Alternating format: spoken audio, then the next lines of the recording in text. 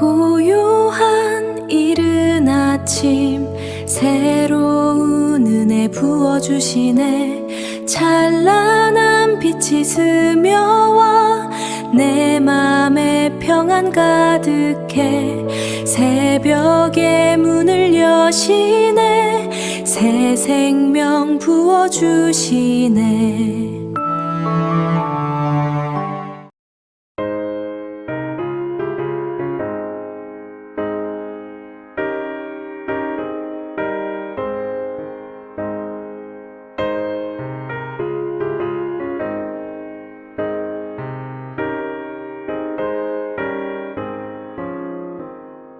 인내하신 곳에 주여 내가 비오니 죄인노라 하실 때에 날 부르소서. 주여 주여 내가 비오니 죄인노라 하실 때에 날 부르소서. 자비하신 보좌 앞에 꿇어 엎드려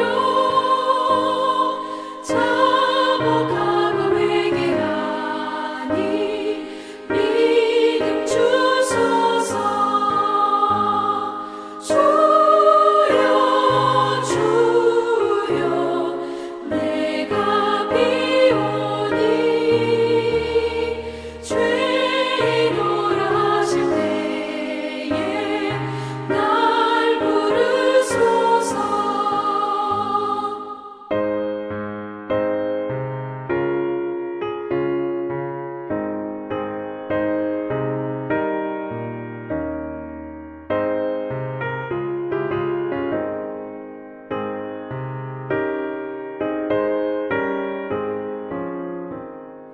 주의 공로 의지하여 주께 가오니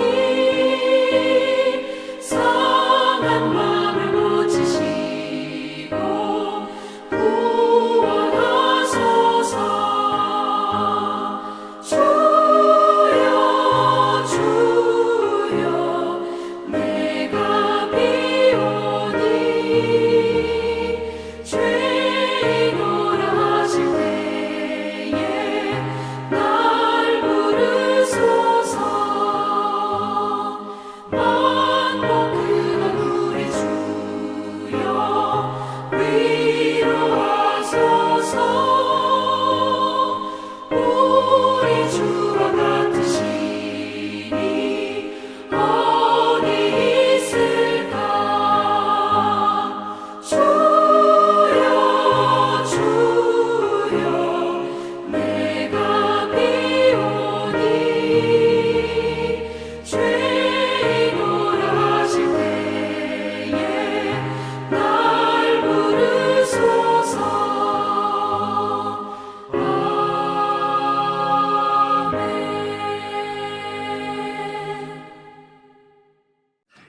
몸은 조금 힘들어도 이렇게 주님 앞에 나오신 그 마음을 주님께서 가장 기뻐하십니다.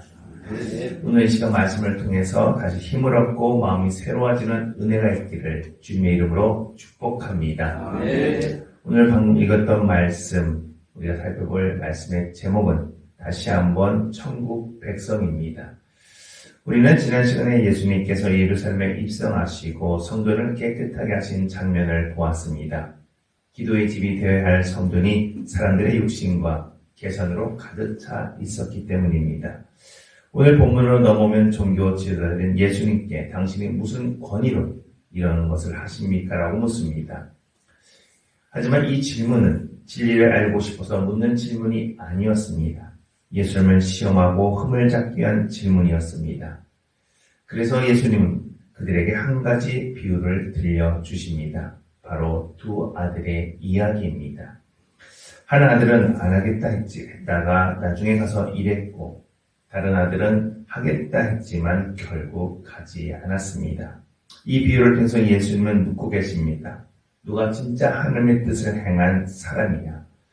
오늘 이 말씀을 통해서 우리가 다시 한번 천국 백성이 어떤 사람인지 우리 마음에 새기기를 간절히 소망합니다. 가장 먼저 자기 계산보다 진리를 찾는 사람들입니다. 종교 지도자들의 문제는 무엇이었습니까? 겉으로 보면은 성경도 잘 알고 신앙생활도 오래 한 사람들이었습니다. 그런데 예수님은 그들을 향해 책망하십니다. 왜냐하면 그들은 진리를 찾는 사람이 아니라 자기 입장을 지키는 사람들이었기 때문입니다. 예수님은 질문하십니다. 요한의 세례가 어디서부터 왔느냐? 그들의 마음속으로 계산하기 시작합니다. 하늘에서 왔다고 하면 우리가 왜 그를 믿지 않았냐고 할 것이고, 사람에게서 왔다고 하면 사람들이 화낼 것이다 라고 계산하기 시작합니다. 결국 그들은 우리는 알지 못합니다 라고 대답합니다. 이건 모르는 게 아니었습니다. 알면서도 인정을 하지 않았던 것입니다. 이것이 신앙에서 가장 무서운 상태입니다.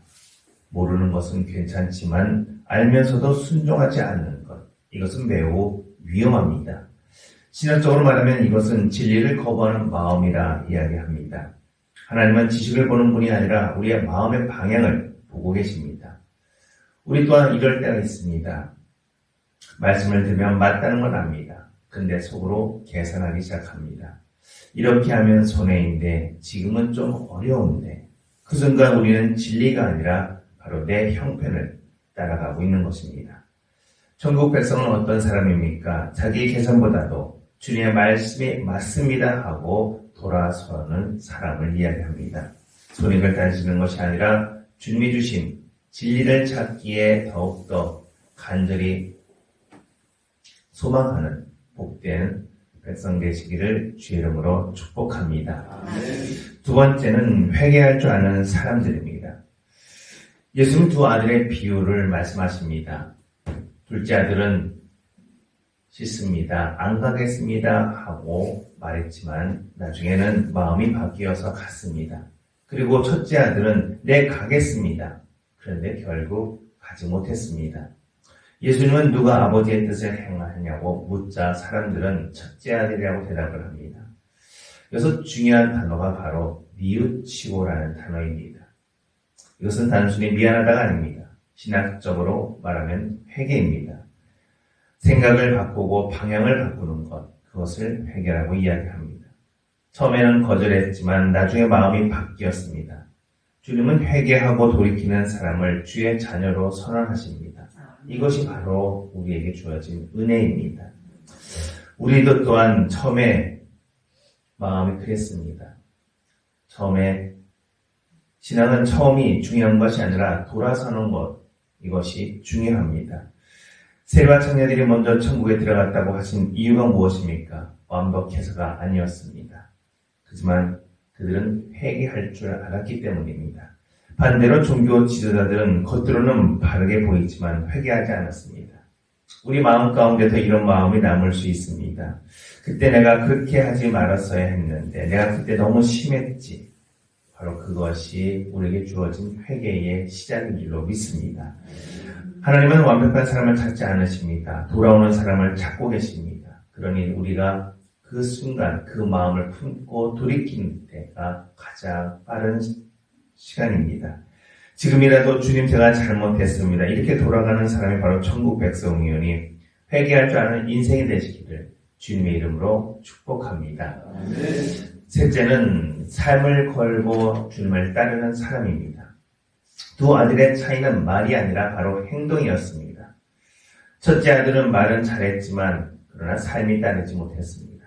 둘째 아들은 말은 부족했지만 결국 삶으로 순종했습니다. 여기서 중요한 진리가 있습니다. 신앙은 말이 아니라 바로 삶으로 드러내는 것. 신학적으로 말하면 믿음은 행함으로 나타나야 한다는 것입니다. 야고보서에도 행함이 없는 믿음은 죽은 믿음이라고 말씀하신 이유가 마찬가지입니다. 우리는 평생 신앙생활을 해왔습니다. 찬송도 많이 부르고 기도도 많이 했습니다. 그런데 하나님이 보시는 것은 우리가 얼마나 말하느냐가 아니라 어떻게 살아가고 있느냐, 그것을 지금도 보고 계십니다. 삶을 건다는 것, 큰일 하라는 것이 아니라 보이지 않는 곳 작은 곳에서부터 주님 말씀대로 살아가는 것을 이야기합니다. 용서하기 어려울 때 용서하고 미워하지 않고 끝까지 자리를 지키는 신앙이 되기를 간절히 소망합니다.